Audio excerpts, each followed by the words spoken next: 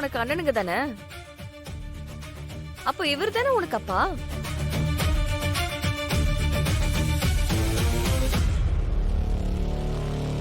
அப்பா மாதிரி. அதனால நானும் இனிமே இவரை மாமான்னு தான் கூப்பிட போறேன். நீயும் இவரை அப்பானே கூப்பிடலாம்.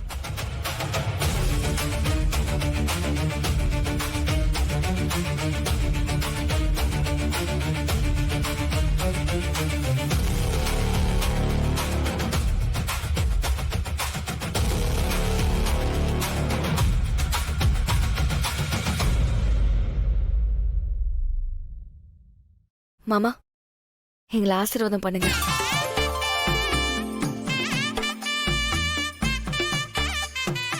ரெண்டு பேரும் நல்லா இருங்க.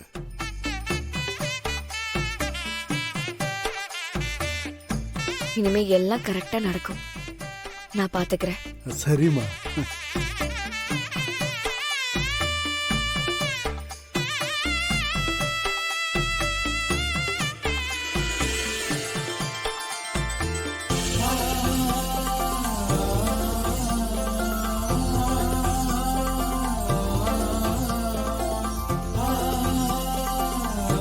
நில்டி. எங்க கூட்டு போற? கர்ணா என் தம்பி.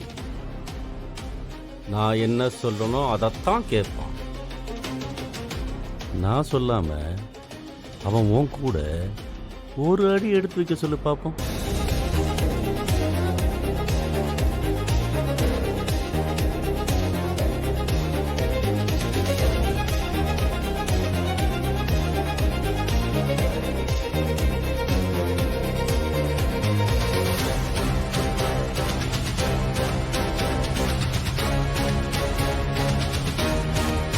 நான் தான் சொன்னல, கர்ணா உன் கூட வரமாட்டான்.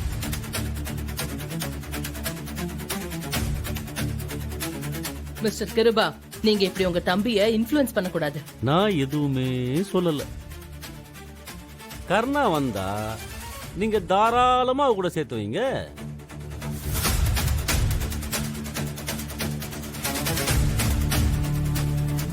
மிஸ்டர், அவருக்கு விருப்பம் இருக்கோ இல்லையோ, சட்டப்படி கோர்ட் சொல்ற அந்த 6 மாசத்துக்கு இவங்க 2 பேரும் புருஷன் பொண்டாட்டியா சேர்ந்து வாழணும்.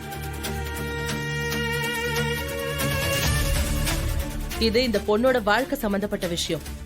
இதுக்கு குறுக்க யாரு வந்தாலும் சட்டப்படி அவங்க மேல சிவியர் ஆக்ஷன் எடுப்போம். பார்த்துட்டு நாங்க சும்மா இருக்க மாட்டோம். அதனால உங்க தம்பியை நீங்க அனுப்பி வைக்கிறது தான் உங்களுக்கு நல்லது.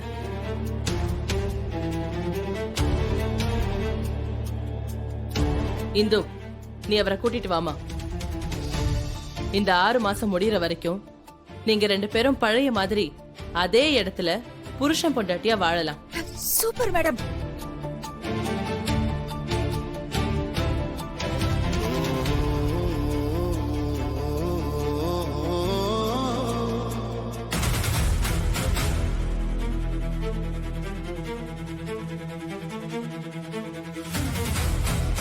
வாங்க போலாம்.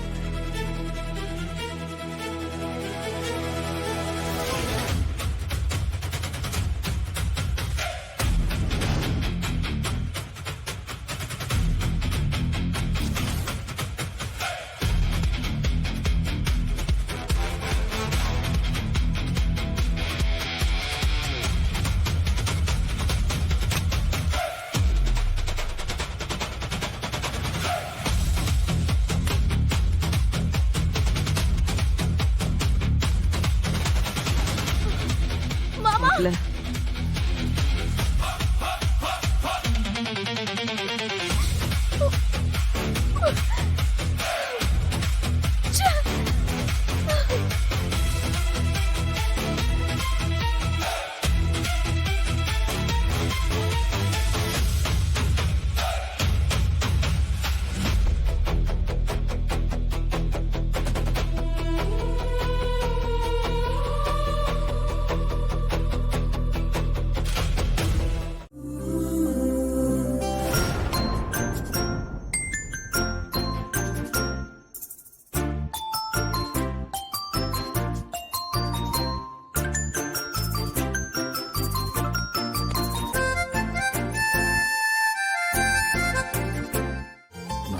ரொம்ப மிஸ் பண்ண.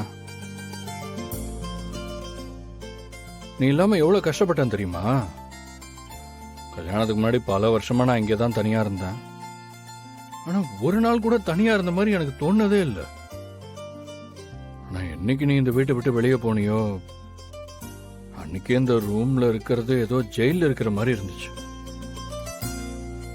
நின்னா நடந்தா எந்த பக்கம் பார்த்தாலும் எல்லா இடத்துலயும் நீ தான் தெரிஞ்ச.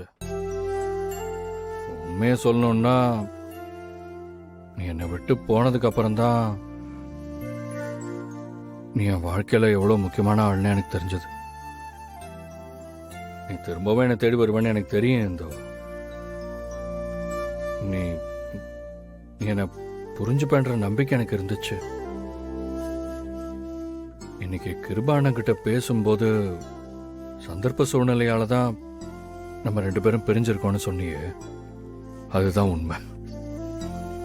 நீ இல்லாம என்னால இருக்க முடியாதுன்னு நான் நல்லா புரிஞ்சுக்கிட்டே இருந்தோம். அன்னைக்கு நான் டைவர்ஸ் பேப்பர்ல கையெழுத்து போட்டப்ப கூட நான் அதை விருப்பப்பட்டெல்லாம் ஒன்றும் பண்ண விருப்பப்பட்டெல்லாம் நான் எதுவும் பண்ணல. எங்க அண்ணன் கையெழுத்து போட சொன்னப்போ அவரை மீறி நான் எதுவும் பண்ண முடியாதுங்கிறனால தான் நான் போட்டு கொடுத்தேன். உன் அண்ணனுங்களை மீறி உன்னால எதுவும் பண்ண முடியாதுன்னு எனக்கு தெரியுமே.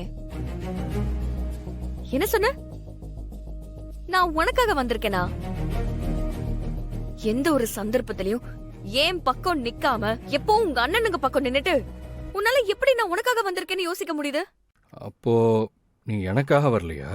நான் திரும்ப வந்ததுக்கு காரணம் இந்த வீட்ல நான் போனதுல இருந்து பொம்பளைங்க கிட்ட உங்க 2 அண்ணனுங்களோட அராஜகம் பழைய மாதிரி அதிகமாயிடுச்சு. அதையெல்லாம் சரி கட்டி ஜெயந்தி அக்காவுக்கும் சுகுணா அக்காவுக்கும் சித்ராவுக்கும் இந்த வீட்ல ஒரு நல்ல வாழ்க்கையை அமைச்சு கொடுக்கணும். அடுத்து உன்னை கல்யாணம் பண்ணதுனால இந்த வீட்ல நான் பண்ண வேண்டிய கடமை ஒண்ணு இருக்கு. புரியலையே. கடமையா? அதையும் இந்த 6 மாசத்துல முடிக்கிறதுக்காக தான் நான் வந்திருக்கேன். கடமை 6 மாசமா? என்னது கடமையா? என்ன கடமை? ஏன் என்கிட்ட அதை சொல்ல மாட்டியா?